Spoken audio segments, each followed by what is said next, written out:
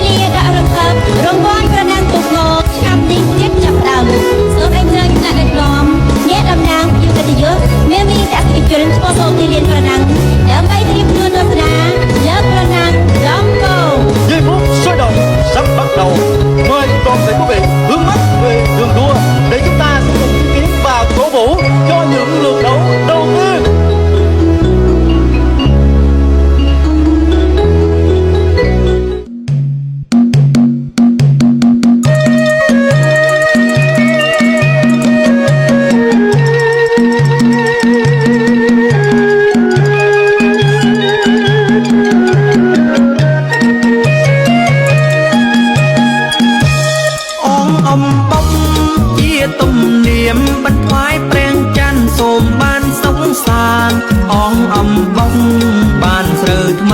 Pro sấy không đòn ỏi bàn ngây ngánh ong âm bông khăn cỏ ôm chơi tám bia dông bần thoai preng khai ong âm bông dường rồng vong pro sấy sen xóm róm trồn tinh phấn